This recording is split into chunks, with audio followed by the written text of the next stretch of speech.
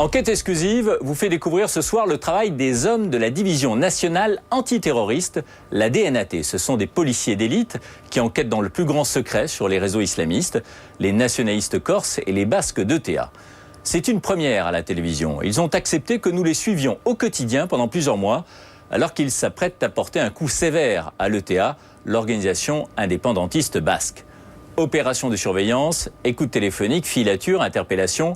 Les hommes de la DNAT sont obligés de préserver leur anonymat pour éviter des représailles. Face à eux, il y a des hommes et des femmes extrêmement déterminés et violents, après des années de vie clandestine et d'attentats.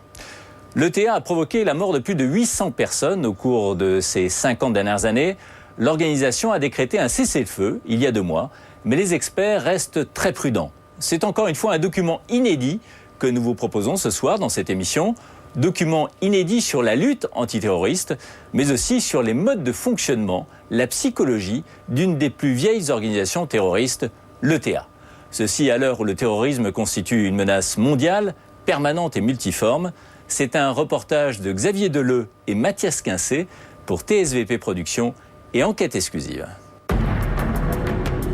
Depuis 15 ans, des policiers spécialisés traquent les terroristes cachés sur le territoire français et tentent de les interpeller avant qu'ils ne commettent l'irréparable. Les menaces sont multiples et le danger réel.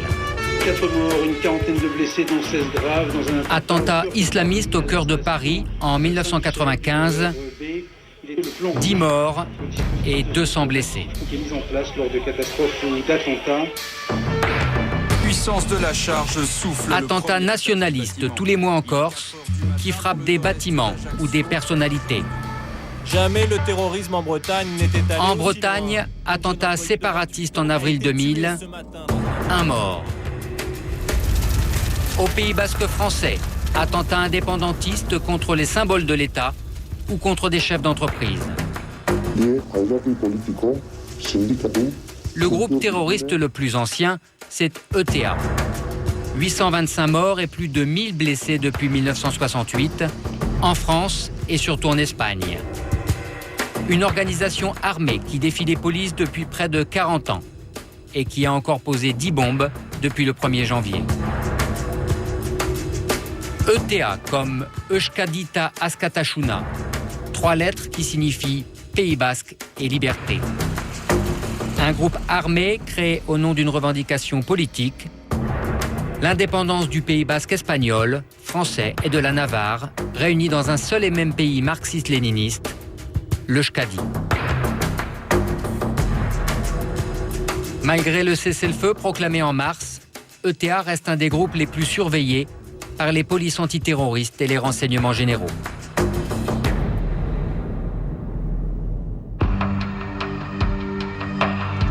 En France, la répression du terrorisme est dirigée par la Direction centrale de la police judiciaire, au ministère de l'Intérieur, place Beauvau. Nous avons rendez-vous à la DNAT, la Division nationale antiterroriste.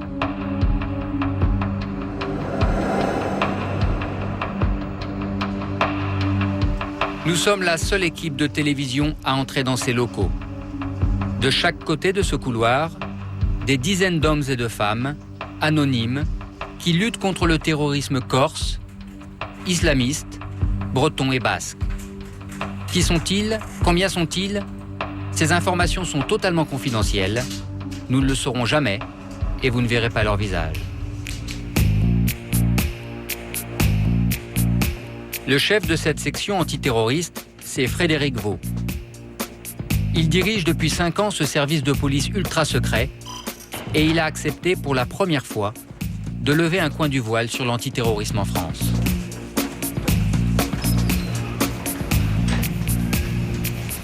Donc on a commencé, on était dans la partie qui s'occupe un petit peu plus du terrorisme corse. Là, on va rentrer dans la partie qui traite du terrorisme international, en particulier de l'islam radical. Le chef, je vois c'est le bureau du chef ici.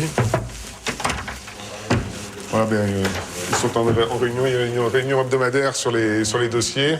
Il travaille sur quel groupe terroriste, là? À la mesure où ce sont des enquêtes en cours qui ne sont pas encore terminées, on ne souhaite pas faire état du travail mené par cette section. Donc on arrive dans la partie qui traite du terrorisme basque, avec notamment tout ce qui est relatif à la documentation du groupe basque. Dans cette salle, des documents essentiels récupérés sur le sol français, car la France est depuis toujours la base arrière de l'organisation. C'est sur tout le territoire que se cachent et s'entraînent les membres de l'ETA. On les appelle les étarras. Ce fascicule saisi par la DNAT sert à former les commandos aux techniques de l'attentat. Là-bas, c'est vraiment la formation des parfaits terroristes. Vous voyez que c'est quand même assez bien élaboré, avec de la couleur, une présentation assez claire. Alors, on trouve notamment les descriptions des différentes armes utilisées par l'organisation, aussi bien pistolet mitrailleur que fusil, que les différentes armes de poing. Et un peu plus loin, les bombes, le système de bombes Lapin, c'est-à-dire que c'est les bombes qui sont en général placées sous les véhicules et télécommandées à distance. Et ça fait beaucoup de morts, ça ? En Espagne, ça fait beaucoup de victimes du terrorisme de l'ETA. Si les victimes sont en Espagne, les attentats sont presque tous conçus et organisés sur les territoires français. Frédéric Vaux va nous présenter les hommes qui traquent les étarras cachés en France. Là, on arrive au groupe d'appui opérationnel de la DNAT, qui travaille essentiellement, mais pas uniquement, sur le terrorisme basque. C'est la première équipe de journalistes qui vient ici. Vous serez sans doute la dernière aussi, en tout cas je l'espère, parce que c'est une partie du travail qu'on hésite à montrer. Donc évidemment, les visages des fonctionnaires qui travaillent ici ne seront pas visibles. Pas visibles et pour cause, 360 policiers sont morts des deux côtés de la frontière sous les balles de TA. Alors pas question de donner le moindre indice sur leur identité. Aujourd'hui encore, la cible principale du groupe basque, ce sont des policiers. L'organisation terroriste exploite toutes les possibilités pour chercher de comprendre le travail de la police, notamment l'identité des fonctionnaires. Et là, c'est un document qu'on a découvert au cours de perquisition. Des photos de policiers que se sont procurés les étarras et qu'ils ont toujours sur eux pour déjouer les surveillances. Mais l'extrême discrétion de ces hommes leur a permis d'arrêter plus de 80 membres de TA ces 3 dernières années. Parmi eux, plusieurs de ces dirigeants, connus sous leur nom de guerre, Susper, Chapoté, Michelanza et Amboto.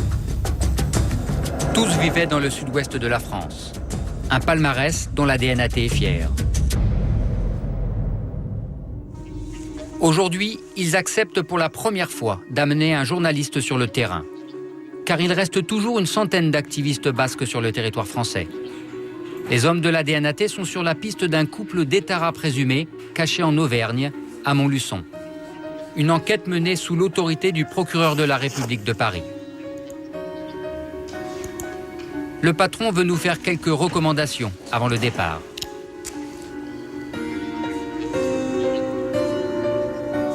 Mais ce qui est vraiment important, c'est d'être d'une discrétion absolue, totale. On ne travaille pas sur des activistes de l'ETA comme on peut travailler sur des Corses, sur des islamistes ou sur des trafiquants de stupes.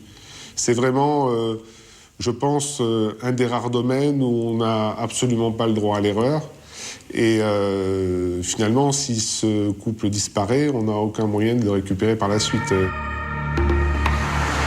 Direction Montluçon, en Auvergne, à la recherche du couple supposé de TA. 3 véhicules, nous sommes avec David, le chef du groupe, depuis 2 ans à la DNAT, et son copilote Bruno. Plus de 4 heures de route, mais les hommes ne sont pas très bavards. Très vite, nous comprenons que les policiers nous expliqueront leur méthode le plus succinctement possible. Comment est-ce que vous les avez localisés, identifiés ? Donc ça, c'est une partie du travail qu'on ne vous divulguera pas, parce que ça pourrait servir aux gens de cette organisation à travailler encore différemment, à s'implanter encore différemment sur le territoire. Donc on risque éventuellement de retrouver lors des perquisitions votre documentaire. Donc moins on donnera d'éléments sur la façon dont ils ont été détectés, et mieux ce sera pour nous dans les mois à venir et dans les enquêtes à venir. Vous êtes combien à peu près? Un certain nombre. Moins ils en sauront sur le sujet et mieux ce sera. Le couple est localisé en Auvergne depuis 4 mois et demi. Pour des raisons de sécurité, nous changeons de véhicule. Rico de Benoît appelle. Rico de Benoît appelle. Nous entrons dans le centre-ville avec Benoît, depuis 6 ans à la DNAT. C'est Benoît pour Rico. Je voulais savoir, est-ce que la situation est claire sur place dans la rue des Objectifs? Affirmative. Benoît accepte de nous montrer l'impasse où vivent les étarras présumés. Dans le centre-ville. Je vais vous montrer exactement l'endroit. Géographiquement, on se situe l'impasse. Par contre, il y a un truc qu'il va falloir faire très rapide quand on va passer devant. Oui. On ne pourra pas s'arrêter. Vous faites attention là, parce que vous voyez la banque là. De chez eux. Là, on est à 50 mètres. C'est cette impasse là à gauche. Nous sommes tout près du domicile des Objectifs, mais Benoît ne souhaite pas s'arrêter. On va faire le tour et on reviendra. Car il ne faut surtout pas alerter le voisinage sur la présence des policiers. On appelle ça se faire manger, dans le jargon de la police. De surveiller quelqu'un, c'est un exercice qui est difficile. De ne pas se faire manger, c'est le plus difficile. Et on se fait manger, non pas par l'objectif qui est à vue, mais surtout par son entourage propre auquel on ne fait plus attention. Ici.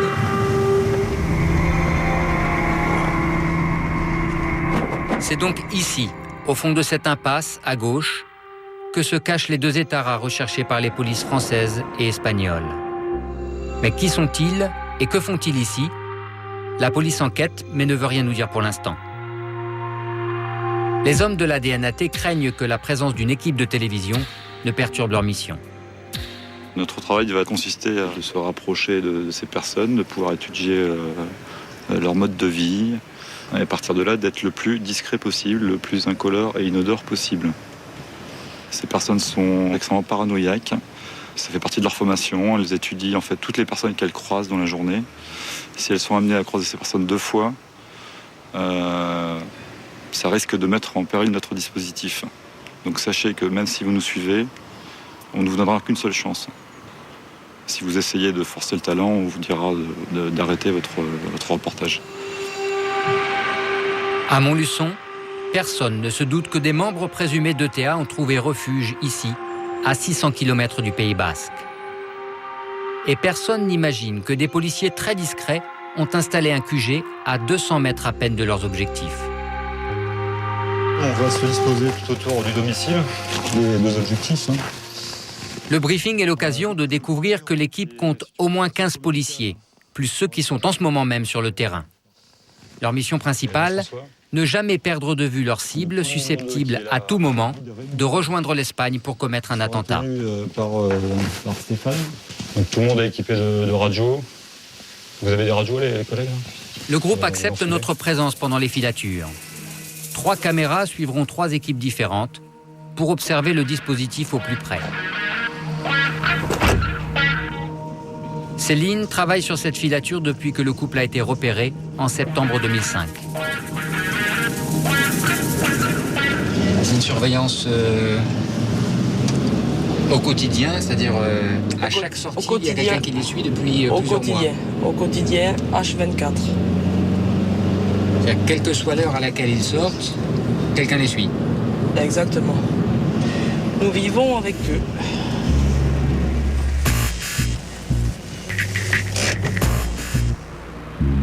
Céline s'est positionnée à quelques centaines de mètres des membres présumés d'ETA.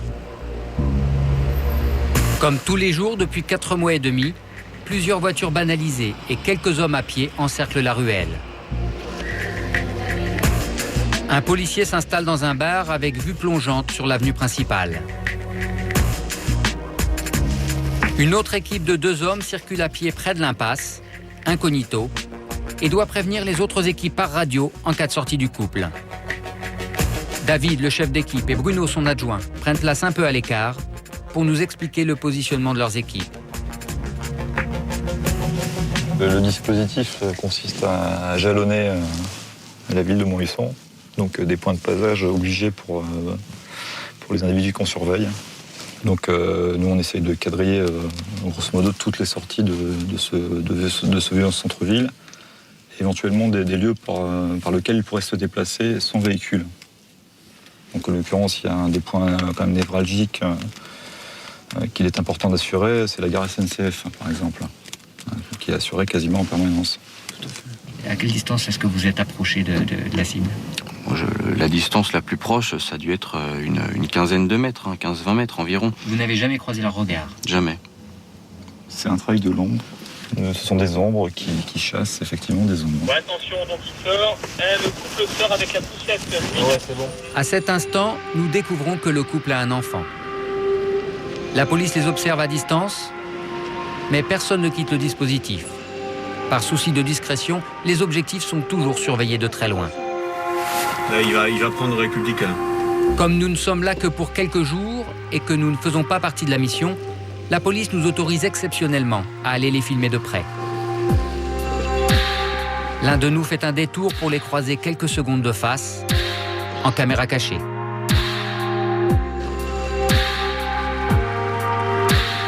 Un couple avec une poussette en apparence très ordinaire.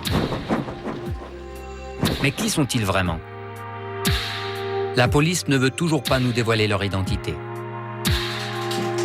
Alors nous sommes allés sur Internet et nous avons retrouvé le visage de l'homme sur la liste des personnes recherchées par la Guardia Civil, la police espagnole. Il s'agit d'un Espagnol, Godzón Aika de Echandia, 33 ans. En fuite depuis 7 ans, il aurait fabriqué de faux papiers et recruté des membres de TA. Mais nous n'avons pas découvert le nom de la femme. Et la police ne souhaite pas nous dévoiler son identité.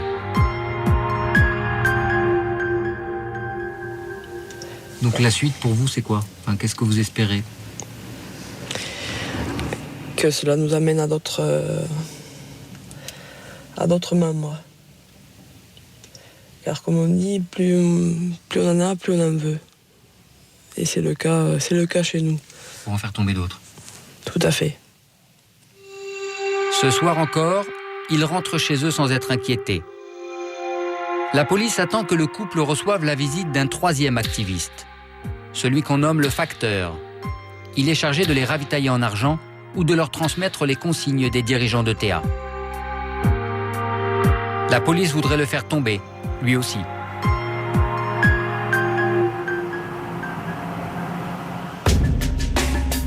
Nous avons voulu savoir comment on vit en clandestinité. Pour le comprendre, nous avons retrouvé à Paris Gabi Muesca, un ancien clandestin de TA, ou plus précisément d'Ipar et Tarak, le commando armé qui sévissait dans le sud-ouest de la France jusqu'aux années 90. À 20 ans, ce fils de gendarme a lui aussi pris les armes pour défendre son rêve d'un Pays basque indépendant. Victor a dit ça, un basque n'est ni français ni espagnol, il est basque. Point. Le rêve, c'était que, pour faire court, il n'y ait pas une quarantaine de technocrates à Paris et autant à Madrid qui décident de ce qui est bon ou pas bon pour le Pays basque. C'était aussi simple que ça, c'est que ce soit les Basques eux-mêmes qui soient les responsables des décisions concernant l'avenir, le présent et l'avenir du peuple basque. Le rôle de Gabi Muesca était de braquer des banques pour financer l'organisation. Recherché par la police, il a passé 2 ans en clandestinité. La vie en clandestinité, c'est appliquer des règles de clandestinité en permanence, sans faillir, parce que la moindre erreur peut vous valoir évidemment de la perte de la liberté ou pire, la perte de votre vie. Concrètement, c'est connaître des lieux, connaître des chemins qui vous permettent d'avoir plusieurs voitures relais. Enfin, c'est des techniques que tout le monde connaît, y compris la police, mais qui font qu'à terme, vous parvenez à vos fins et que vous faites des rencontres sans la présence de la police ou de la gendarmerie. À l'époque, il était un des hommes les plus recherchés de France. Sa cavale s'est terminée brutalement à Bayonne. J'ai été arrêté une première fois en 1984, le 1er mars 1984. Le militant qui m'accompagnait a été abattu par la police. Il s'appelait Didier Lafitte. C'était un pêcheur de Saint-Jean-de-Luz, un jeune travailleur de la mer. Je me suis évadé le 13 décembre 1986 de la prison de Pau. Peu après minuit, c'est d'un énorme culot qu'ont fait preuve les membres du commando séparatiste basque venus libérer leurs 2 militants de la prison de Pau. Ce directeur a alors été contraint sous la menace de laisser pénétrer 3 hommes déguisés en gendarmes, puis leurs complices, et d'ouvrir les cellules des 2 détenus. C'est à bord de 3 véhicules que tout le monde s'est enfui. Le commando libérera le directeur, sa fille et son gendre près du camping de Pau, au nord de la ville, avant de disparaître malgré les barrages très vite mis en place. Arrêté de nouveau en juillet 1987, Gabi Mouesca a été condamné à 17 ans de prison. Aujourd'hui, il ne regrette pas son engagement. Il n'a jamais tué personne et il a du mal à considérer que les Étaras sont des terroristes. Ce qui est important lorsqu'on parle de l'ETA, c'est que ce sont d'abord des militants politiques et après, effectivement, qui font usage de la violence politique au travers des armes. Des jeunes prêts à rejoindre la lutte armée, comme l'a fait Gabi Mouesca, il en existe toujours au Pays basque français. Direction Bayonne, à 30 km de la frontière espagnole, une des villes du Grand Pays basque dont rêve l'organisation séparatiste ETA. Nous avons rendez-vous avec Janine Berry, 52 ans, militante indépendantiste et mère de 3 enfants. Il y a 6 ans, sa fille aînée, Laurencha, est entrée en clandestinité pour, disait-elle, défendre la cause du peuple basque. Elle avait 23 ans, elle n'aurait jamais participé directement à un attentat et s'occupait de l'hébergement clandestin de plusieurs Étaras dans la région de Toulouse. Le jour où elle a quitté la maison, elle nous a dit qu'elle partait pour s'engager. Voilà, c'est aussi simple que ça. Elle est rentrée en clandestinité en vous prévenant juste quelques minutes à l'avance, en fait. Quelques minutes. Je savais que c'était un engagement total et je me demandais quand je la reverrais. Moi, ça a été mon angoisse à moi et ça a été très très difficile au départ parce que depuis j'ai pu discuter avec d'autres familles. Et voilà, on sait que dans le meilleur des cas, nos enfants, on les reverra en prison. Pour nous parler de sa fille, Janine nous amène dans le petit Bayonne. Janine est présidente d'Etcherat, une association de soutien aux familles des prisonniers d'ETA. Sur l'affiche des Étaras incarcérés en Espagne ou en France, elle nous montre le visage de sa fille avant son arrestation dans le Gers.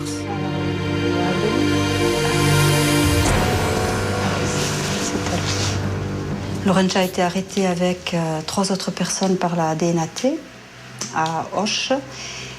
Et bien, on a appris ça aux informations de 8h du soir par la télévision. Nous sommes ici au commissariat de Toulouse où sont amenés les 3 présumés membres de l'ETA. La fille de Janine a été arrêtée en décembre 2001 en compagnie de 2 présumés responsables de l'appareil militaire d'ETA, recherchés pour plusieurs attentats meurtriers en Espagne. Voilà, et cette photo, je la montre. Janine reste fière de l'engagement de sa fille.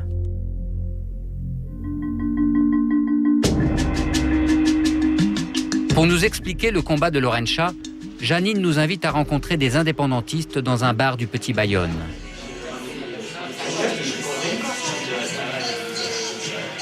À l'intérieur, des affiches indépendantistes, une urne pour un détenu malade et des photos de prisonniers d'ETA, tous français. Janine veut nous présenter Itziar Arrizabalaga, cette dame au blouson blanc. Itziar, 45 ans, a consacré la moitié de sa vie à ETA. Condamnée pour détention d'armes et attentats, elle a retrouvé la liberté il y a 8 mois. Sa photo figure toujours sur l'affiche des détenus. Elle accepte de répondre à nos questions, mais en basque uniquement. J'ai passé 18 ans en prison pour avoir été membre de l'ETA. Et la condamnation qu'ils m'ont infligée, c'est pour avoir fait quelques attentats et parce que j'avais des explosifs dans ma voiture. Dans la vie, quand on prend une décision pareille, on en mesure les conséquences. Et aujourd'hui, vous avez toujours des contacts avec le groupe ETA? Non, pas du tout. Est-ce que vous pouvez vraiment m'assurer que vous êtes libre de parler de l'ETA aujourd'hui? Moi? Non. Je ne peux pas parler librement de l'organisation ETA. Sinon, la police va me remettre immédiatement en prison pour apologie du terrorisme. Il n'y a pas de liberté d'expression au Pays Basque. Janine veut aussi nous présenter une jeune basque espagnole, Larraitz Iparaguirre. Elle ne fait pas partie d'ETA, mais sa sœur a voué sa vie à l'organisation armée. Sa sœur, connue sous le nom de combattante Amboto, s'appelle en réalité Maria Soledad Iparaguirre. C'est une des figures historiques d'ETA. Clandestine pendant 18 ans, responsable des commandos, elle est accusée d'avoir tué 14 personnes lors d'attentats à la bombe. Larraitz accepte de raconter la cavale de sa sœur, en basque toujours.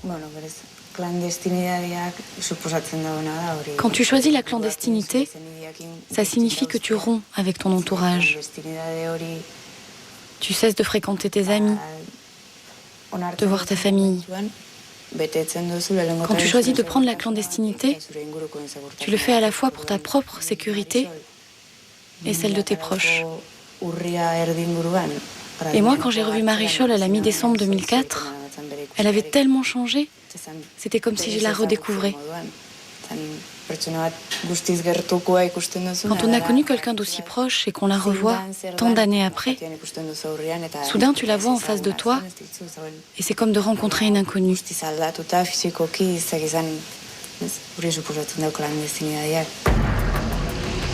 La cavale de sa sœur s'est terminée le 3 octobre 2004. Ce jour-là, la DNAT et les renseignements généraux arrêtaient une dizaine de personnes dans les Pyrénées-Atlantiques, au cœur du Pays basque français. Parmi elles, Amboto. Elle vivait depuis 5 ans sous une fausse identité à Salis de Béarn, en compagnie de Mikel Anza, le chef de TA. Cette opération a permis de découvrir 3 caches d'armes à quelques kilomètres de là. 32 lance-roquettes, 240 pistolets mitrailleurs, 9000 détonateurs, 130 000 cartouches et 2 missiles sol-air. La plus grosse prise d'armes de l'histoire de la DNAT.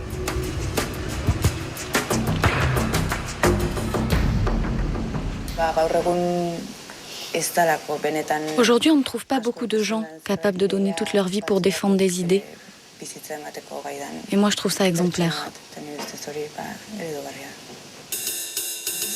Amboto risque 20 ans de prison, autant que ses 20 années de clandestinité.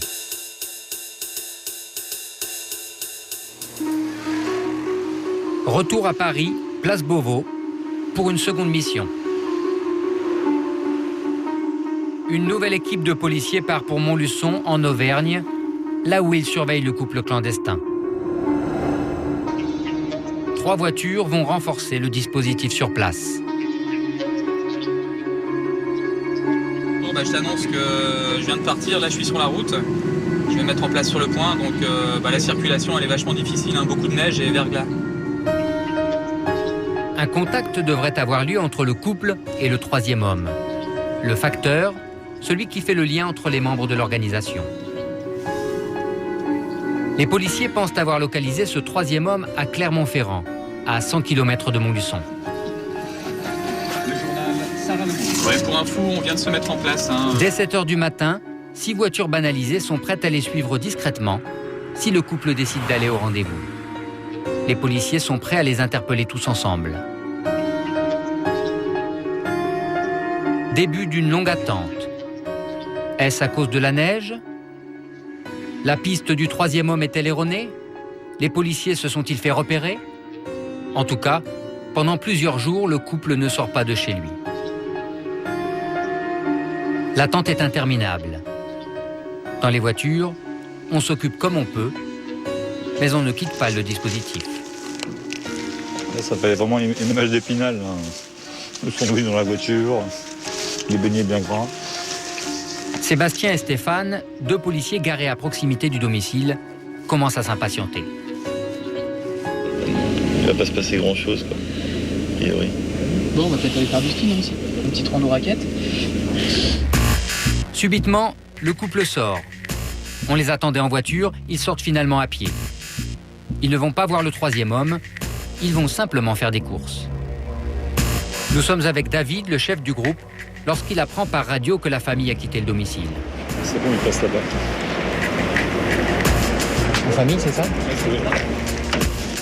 Nous voulons absolument nous approcher de la femme parce que la police refuse de dévoiler son identité. Équipés d'une caméra cachée, nous allons nous poster à l'entrée du centre commercial en espérant pouvoir les filmer de face. David nous surveille, il craint qu'on se fasse repérer. Lorsque le couple arrive, le policier s'est éloigné pour ne pas être aperçu. Et en effet, l'homme observe tous ceux qui s'approchent de lui. À 3 reprises, il nous regarde. Visiblement, il est sur le qui-vive.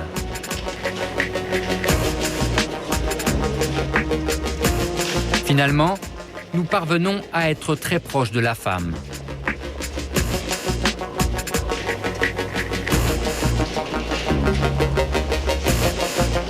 Mais nous allons devoir tout arrêter.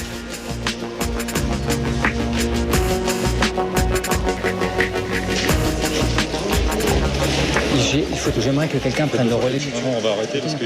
Car il y a une règle d'or dans la police antiterroriste. Tout enquêteur croisant plus de 2 fois les personnes surveillées doit immédiatement quitter le dispositif.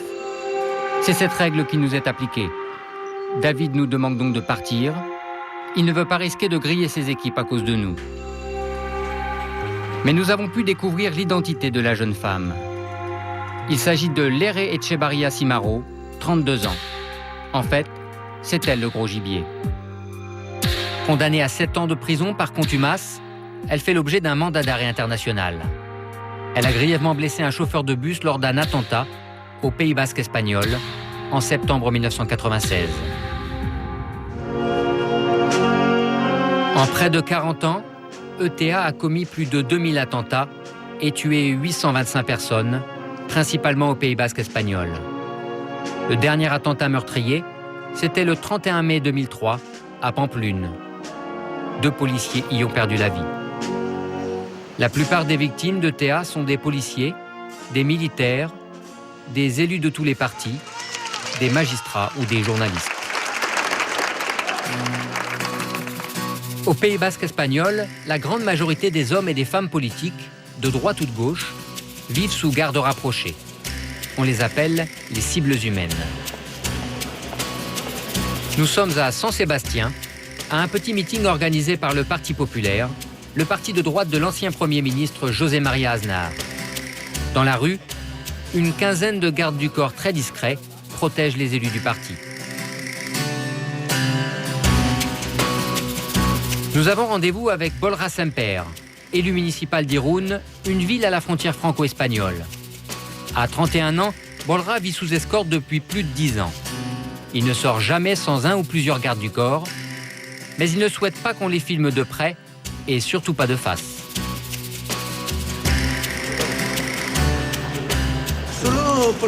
Vous promenez seul dans la rue là en ce moment? Non, je suis accompagné. Accompagné toujours. C'est quelque chose d'inévitable. Vos gardes du corps, ils sont très discrets, non? Oui, ils essaient. C'est ce que je leur demande, ça fait partie du travail. La discrétion, c'est fondamental. Les premières menaces d'ETA, Bolra Semper les a reçues à 19 ans, lorsqu'il était étudiant et déjà membre du Parti populaire. Il avait des gardes du corps et pourtant, il a échappé de peu à un attentat. La police a arrêté un commando terroriste. Ils ont trouvé des documents qui montraient qu'ils étaient sur le point de m'assassiner d'une balle dans la nuque à la sortie des cours. Leur intention, c'était de d'abord tuer les gardes du corps et après, c'était mon tour. Mais comme il y avait du monde et que ce n'était pas clair pour eux, ils ont décidé de ne pas agir ce jour-là. Il est probable que j'avais le terroriste tout près de moi, là, coude à coude. J'ai eu beaucoup de chance, parce que quelques semaines plus tard, la police a arrêté ce commando et ils n'ont pas pu m'assassiner. En menaçant les élus du peuple, ETA fait régner dans la région un climat de peur. Combien de personnes sont parties du Pays basque à cause des menaces?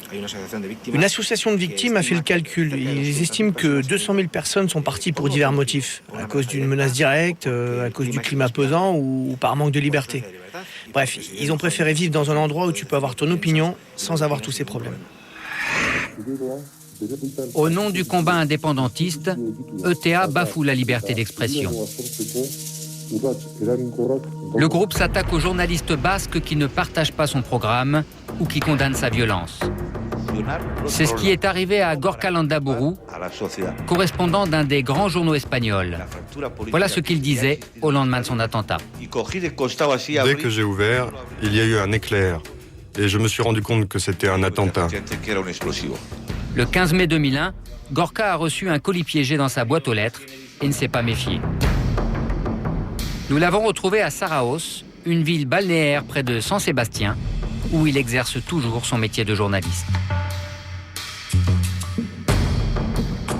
J'ai ouvert cette lettre qui m'a explosé dans les mains. Hein? Cette lettre contenait 150 grammes de dynamite,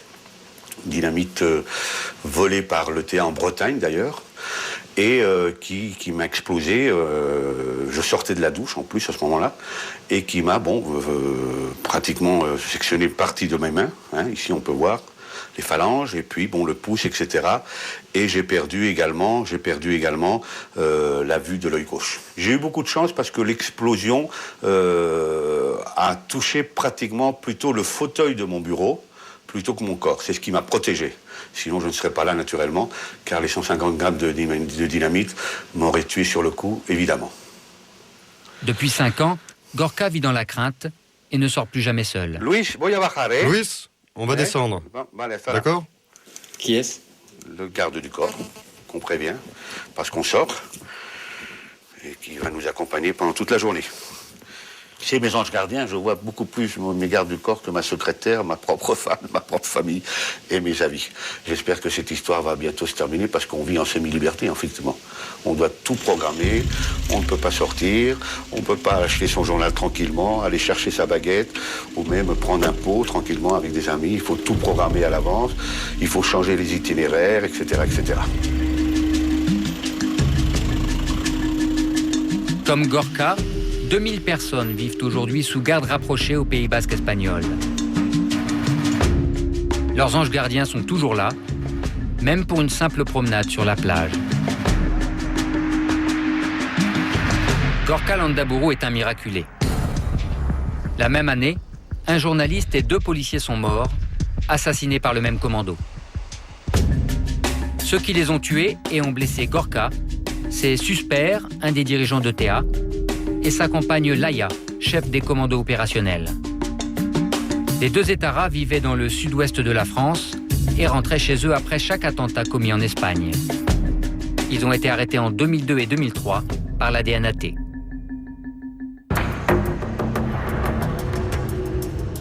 Retour place Beauvau. Dans l'affaire des présumés terroristes de Montluçon, la piste du 3e homme n'a pas abouti. La DNAT n'a donc pas pu remonter plus haut dans l'organisation. Après 5 mois de filature, la police va mettre fin à la cavale du couple. L'arrestation aura lieu dans les 48 heures. En fuite depuis 7 ans, l'homme fait l'objet d'un mandat d'arrêt pour fabrication de faux papiers. La femme est condamnée à 7 ans de prison par contumace pour attentat contre un bus. Les policiers préparent leur ultime départ pour Montluçon. Steph, Mayou, Timothée, Tony, Stéphane, on va faire un petit point sur Montluçon, là, sur le dossier de Montluçon. Donc on va descendre en renfort des collègues qui sont déjà sur place. Donc on va descendre à 6 personnes, plus 3 personnes qui sont déjà sur place. Stéphane, tu t'occuperas du poste de commandement, hein, comme on avait prévu. D'accord. Si la femme sort seule, je pense qu'on ne procédera pas à l'interpellation. Si l'homme sort seul, on verra.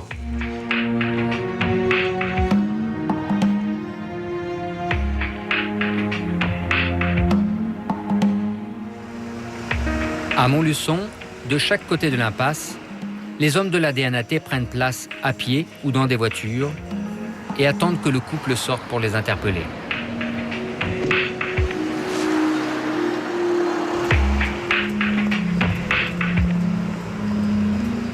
C'est reçu ça sur ça que... Dis-moi, pour ôter tout doute à tout le monde, parce qu'il y a Seb qui vient de m'appeler là. Qu'est-ce qu'on fait si le mec il sort là? Si le type sort, on le pète. Si la fille sort, on ne la pète pas. Si ça monte sur la poste, c'est nous qui prenons. si ça part de l'autre côté, c'est Stéphane qui prend. Reçu. C'est bien reçu pour David. Les hommes savent que la mission est à risque, car les étaras sortent généralement armés.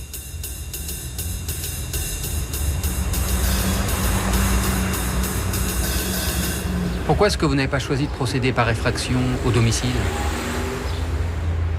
On n'a pas choisi cette procédure parce que le couple a un enfant. Et je trouve que c'est quand même beaucoup plus souple de procéder à l'interpellation dans une rue que dans un domicile à 6h du matin, avec peut-être un enfant qu'on va effrayer.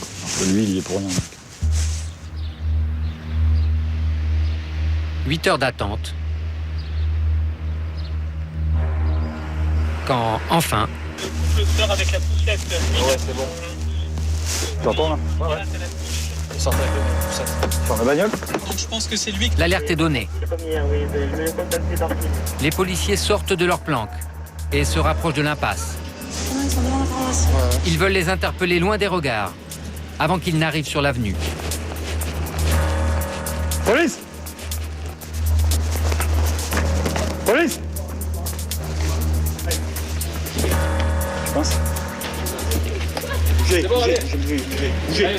Le couple est impassible, il n'oppose aucune résistance. Allez, c'est bon, vous circulez s'il vous plaît, allez! Vous circulez, c'est la police, allez!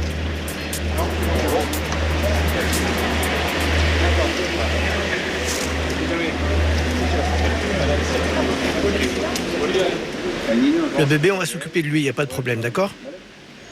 David prévient son chef à Paris. Allô?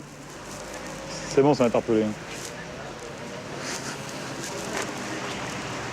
D'accord, ça roule. La seule préoccupation de l'homme, c'est son fils dans la poussette. Les petits. Allez, non, avec nous, hein? Oui, allez.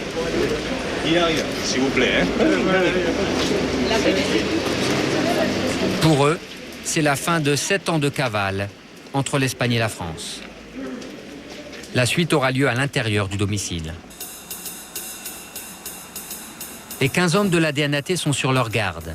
Dans la maison, un étara pourrait être caché depuis des mois sans qu'ils le sachent, car c'est déjà arrivé. Mais finalement, la voie est libre. À l'intérieur commence la garde à vue et la prise des empreintes. C'est le début de la procédure judiciaire. Nous ne sommes pas autorisés à entrer.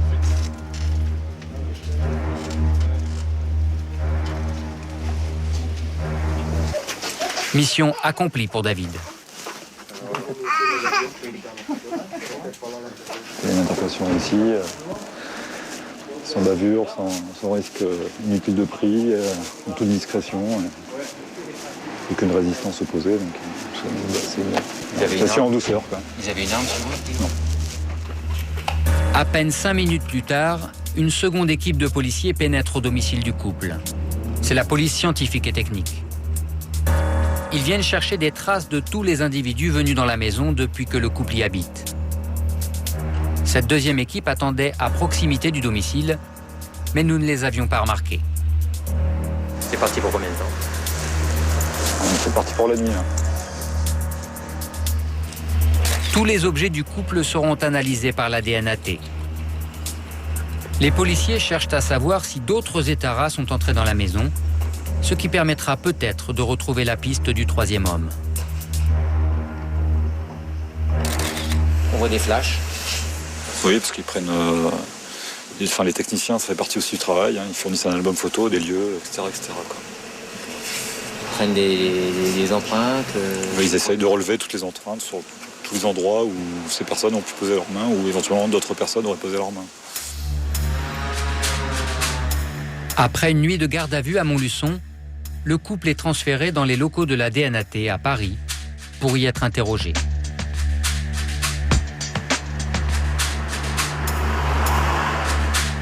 Qu'a-t-on trouvé à leur domicile? Nous avons posé la question à Frédéric Vaux, le chef de la DNAT.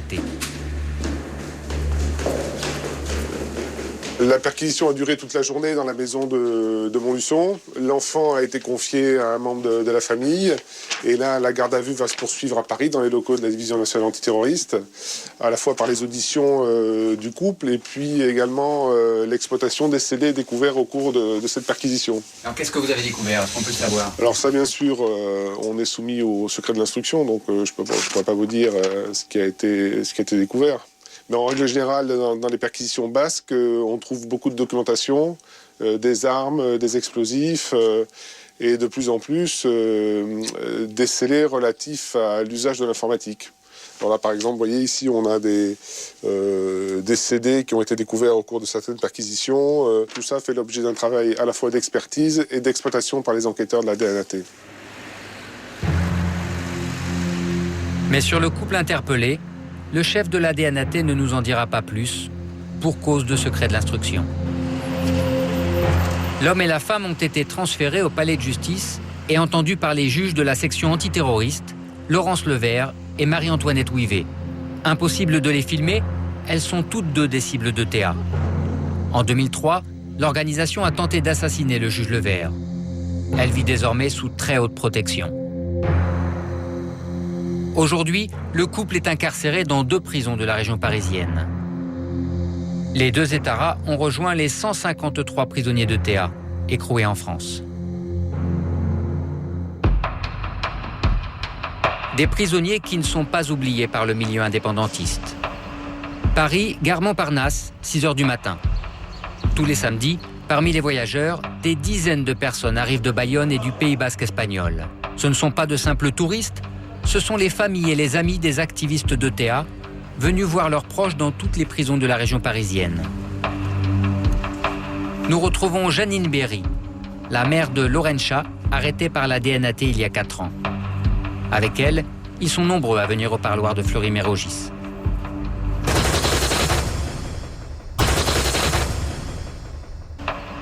Paris, gare Montparnasse, 6h du matin. Tous les samedis, parmi les voyageurs, des dizaines de personnes arrivent de Bayonne et du Pays basque espagnol. Ce ne sont pas de simples touristes, ce sont les familles et les amis des activistes de TA, venus voir leurs proches dans toutes les prisons de la région parisienne. Nous retrouvons Janine Berry, la mère de Laurencha, arrêtée par la DNAT il y a 4 ans. Avec elle, ils sont nombreux à venir au parloir de Fleury-Mérogis.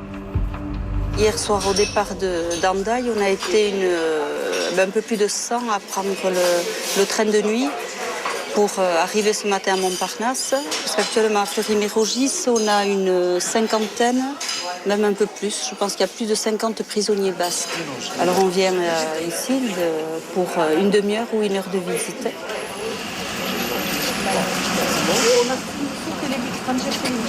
Je pense que c'est nous qui allons remplir le bus là.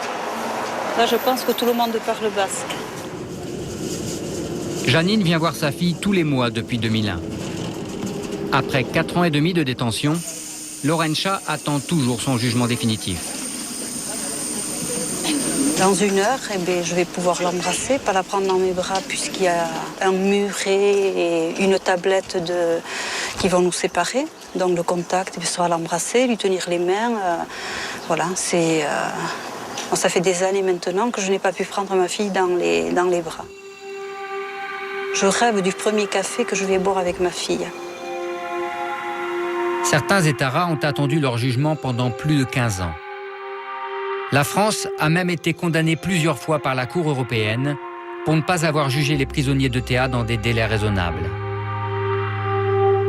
À sa sortie de prison, la fille de Janine sera accueillie en martyr de la cause par les sympathisants indépendantistes. Car ETA n'abandonne jamais ses combattants.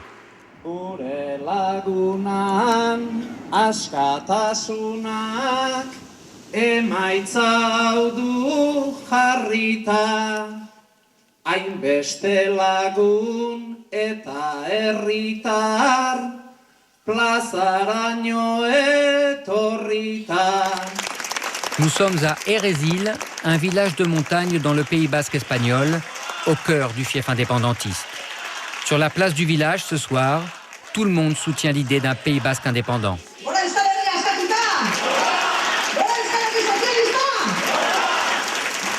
Nous assistons à un événement exceptionnel.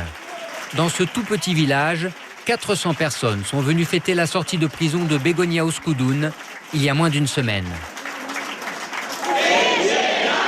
Begoña Oskudun a participé à plusieurs attentats en Espagne, causant la mort de 3 personnes. Elle vient de passer 18 ans derrière les barreaux.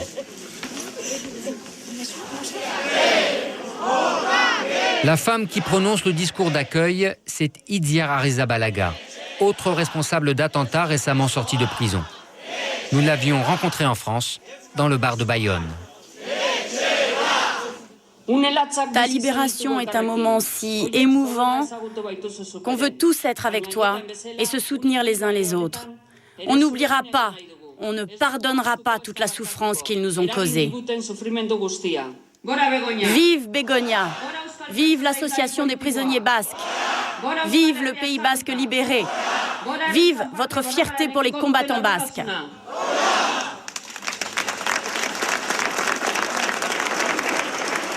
Des dizaines de personnes viennent embrasser celle que la justice espagnole considère comme une ancienne terroriste. Ils viennent la remercier d'avoir sacrifié 18 ans de sa vie à la cause basque. Tu as connu la prison comme beaucoup ici. Et maintenant, tu rentres chez nous comme l'hirondelle regagne son nid.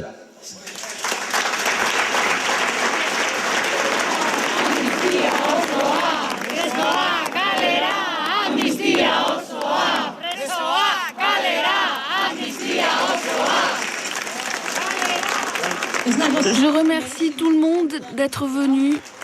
Je ne sais pas si je mérite tout cela, mais je sais que ceux qui le méritent sont ceux qui sont restés en prison, ceux qui sont clandestins et continuent la lutte pour la liberté. Et ceux qui sont morts en chemin, tout cela, je veux les embrasser.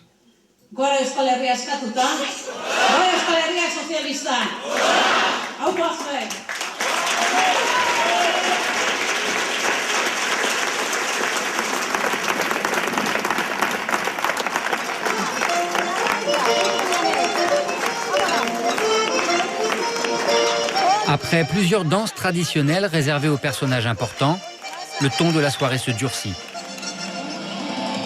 Place aux messages politiques et violents.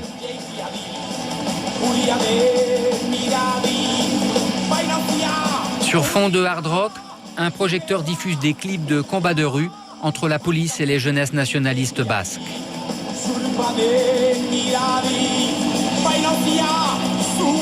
Un appel à l'engagement dans la lutte.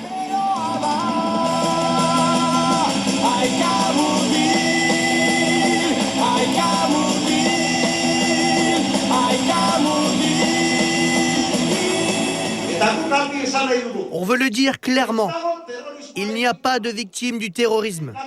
Il y a des victimes du conflit, d'un côté comme de l'autre. Ce ne sont pas des terroristes. La suite du discours sonne mot pour mot comme le programme politique d'ETA. Nous allons ramener les prisonniers basques au Pays basque et tous ceux qui sont en fuite, les clandestins. On fera de notre mieux pour vous ramener au Pays basque. Sans amnistie des prisonniers politiques, il n'y aura pas de paix.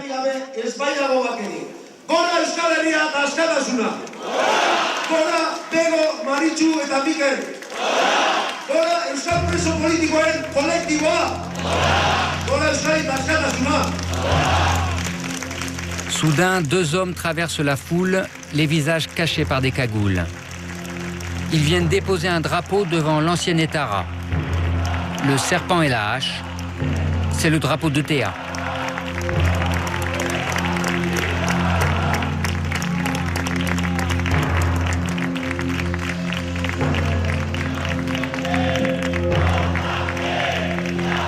Applaudis par la foule, les 2 hommes regagnent la clandestinité sans être inquiétés.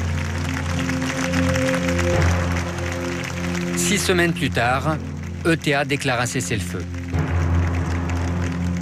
Euskadi Askatasuna ha decidido declarar un alto el fuego permanente a partir del 24 de marzo de 2006. Une chance historique de régler un conflit vieux d'au moins 40 ans.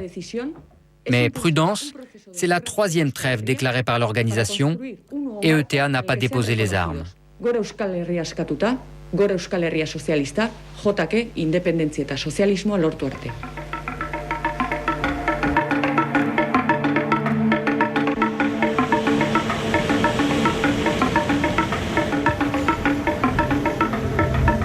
La réconciliation sera nécessaire avant la paix durable. Aujourd'hui, la majorité du peuple basque veut tourner la page de la violence. ETA et les partis indépendantistes demandent l'autodétermination du peuple basque.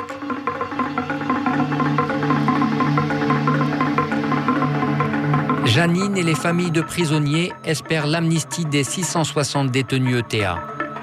Mais leurs victimes refusent toute libération anticipée.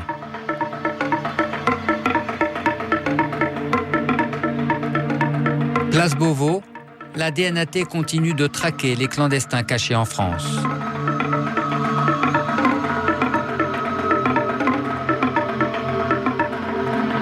Gorka et les autres cibles d'ETA sont toujours sous protection rapprochée. Ils attendent le feu vert de Madrid pour remercier leur garde du corps et vivre enfin normalement dans un pays délivré du terrorisme.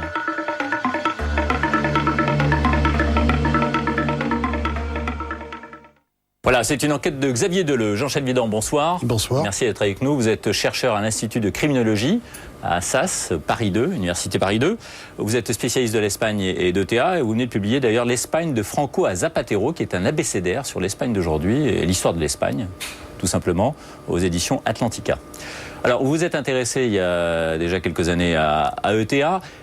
Ce qui est fascinant dans cette organisation, beaucoup plus que dans aucune autre, c'est le côté paranoïa, vie clandestine, loin du monde, qui développe finalement une espèce de dérive sectaire à l'intérieur de cette organisation. Oui, imaginez le jeune garçon, une vingtaine d'années, qui veut rentrer à l'intérieur d'ETA. Alors, il a déjà commis quelques actions à la limite du terrorisme, comme jeter des cocktails Molotov contre des abribus, des stations-service, enfin un peu n'importe quoi. Et un jour, il décide de sauter le pas. Alors, il est repéré par ETA, qui l'attend à la gare de Hendaye, de Bayonne. Et à ce moment-là, lui qui rêvait de chevauchée romantique, se retrouve habitant un 3e étage d'un immeuble glauque ou une petite maison, un pavillon de banlieue. Et puis à ce moment-là, qu'est-ce qu'il fait ? Il attend. Le maître mot du terroriste ETA, c'est l'attente. Il ne se passe rien. Et il se passe des mois et des mois avant de recevoir un ordre ou son contre-ordre, ou une action, simplement une action, aller déposer une bombe quelque part. Et comme le dit le sujet, ça fait maintenant 3 ans que ETA n'a tué personne. Mais sur le plan idéologique, ils se nourrissent de quoi ? De marxisme-léninisme, de maoïsme ? L'idéologie profonde, c'est l'indépendance du Pays Basque. Et puis, il y a un vieux fond, effectivement, de marxisme, léninisme, en même temps qu'il y a un vieux fond de catholicisme. C'est ce mélange un petit peu indistinct qui fait que ETA est une organisation qui ne ressemble à aucune autre. Mais le père du nationalisme basque lui-même était à la fois ultra-catholique et ultra-nationaliste, et même il prônait une espèce de purification ethnique dans le Pays Basque, à la fois espagnol et français. Alors, vous faites référence à Sabino Arana, qui, on parle des années 1890, 1900, effectivement... Oui, il a créé son parti en 1895, me semble-t-il. C'est ça, le PNV, qui actuellement est au pouvoir à Vitoria et au Pays Basque. Et Sabino Arana a tout inventé. Il a inventé le drapeau basque, il a réinventé la langue basque, en inventant donc des tas de néologismes, qui fait qu'il est vénéré dans tout le Pays Basque, alors que s'il vivait en France aujourd'hui, il tomberait sous le coup des lois Guesso, etc., pour racisme, parce que pour lui, tout ce qui n'est pas basque est un étranger, des métèques. C'est vraiment du racisme pur et dur. Alors que représente-t-elle aujourd'hui cette idéologie au Pays Basque ? Si on se borne aux chiffres, imaginez un cône inversé. L'Espagne, c'est 44 millions de personnes. Le Pays Basque espagnol, ce sont 2 millions de personnes. Et les proches d'ETA, ceux qui votent pour une liste se revendiquant peu ou prou d'ETA, c'est 150 000 personnes. Il y a eu l'année dernière, au mois d'avril, une élection, donc on a pu mesurer exactement 150 000 personnes. Et ETA, aujourd'hui, c'est combien de personnes ? Bon, on ne sait pas, parce qu'ils sont clandestins. Donc, mais c'est entre 100 et 200 personnes. On va dire 150. Autrement dit, le phénomène séparatiste basque, un peu violent, c'est 150 000 plus 150 personnes. Ce n'est rien par rapport aux 2 millions de personnes du Pays Basque, espagnols, et aux 44 millions d'Espagnols. Alors, on le voit, et vous le disiez là tout à l'heure, ces militants basques sont capables de vivre dans la clandestinité pendant des années. Ça fonctionne un peu comme une secte, Théa. Ça fonctionne en tout cas en vase clos. On se fréquente entre soi, on se marie entre soi, on ne voit que des gens faisant partie de ce milieu et on a un seul but commun. Je vais vous donner un simple petit exemple. La Reitz, la sœur d'Anne Boto, qu'on voyait sur le sujet, je l'ai rencontrée lorsque j'ai écrit avec Graciane Astoy le livre Miquel et Soledad. Et j'ai lu dans ses yeux une vraie décision. Cette fille est décidée, elle est pour la lutte. Et puis j'ai rencontré le père, un géant, béret basque, 2 mètres de haut, 110 kilos, un personnage. Et ce type a quitté la maison et ses 3 enfants parce qu'il avait peur d'être détenu par la police. Pendant 20 ans, il a fait des petits boulots en France, dormant dans les granges, servant de babysitter, de n'importe quoi, et puis il est enfin revenu. Et lorsque je l'ai rencontré, je lui ai dit, mais votre fille, elle vient de passer 12 ans en clandestinité, et puis elle risque 30 ans de prison. Ça vous fait rien? Et il m'a répondu, monsieur, c'est la lutte. Et là, je pense avoir beaucoup compris du côté sectaire d'ETA. Est-ce que vous croyez à cette trêve décrétée par ETA il y a 2 mois maintenant ? Alors j'y crois énormément, sauf que c'est la 11e trêve depuis le début. Oui, on a beaucoup dit que ces trêves ont souvent servi à l'organisation pour se restructurer, se refinancer, récupérer de la dynamite ou autre pour commettre d'autres attentats et surtout recruter aussi. Oui, c'est exemple la trêve de 1998 qui avait duré 17 mois et ETA a reconnu après que c'était une trêve en trompe-l'œil, qu'elle avait été imaginée pour reconstituer les arsenaux, recruter, etc. Donc là, cette trêve qui a été décidée depuis le mois de mars. Qu'est-ce qui vous fait croire que c'est la bonne ? Ce qui me fait croire que c'est la bonne, c'est que ETA vit le pire moment de son existence. Les chefs sont en prison, l'argent manque, les militants foutent le camp parce qu'il n'y a plus grand espoir d'avoir un jour un Pays basque indépendant. Donc c'est maintenant qu'il faut négocier quelque chose et le moment pour ETA est bien choisi. Est-ce qu'on emploie la bonne méthode pour combattre ETA ? La méthode jusqu'à présent, depuis Franco jusqu'à Aznar, ça a été la méthode du bâton. Depuis toujours, on tape sur ETA dans le but de résorber les troupes et qu'il n'existe plus un seul militant. Le problème, c'est que pendant très longtemps, la France a servi de sanctuaire, ce qui n'est plus le cas depuis quelques années. Oui, mais ça a été un vrai appel d'air, un bol d'air pour les militants d'ETA, qui ont considéré que le sol français était un sanctuaire, un refuge. Et puis, le tir a été corrigé, en particulier par François Mitterrand et par Felipe González, le Premier ministre espagnol de l'époque. Et les militants d'ETA ont été pourchassés depuis maintenant une 20aine d'années. Et on peut dire que sur 3 militants arrêtés, il y a 2 militants aujourd'hui qui le sont en France. Merci Jean Chelvidan d'avoir été avec nous. C'est la fin de cette émission préparée par Hélène Rizacher, Jean-Marie Tricot, Valérie Troisier, production Vanessa Varon, réalisation Olivier Béguin. Dans un instant, vous retrouvez Estelle Denis pour 100% foot. Bonne soirée sur M6.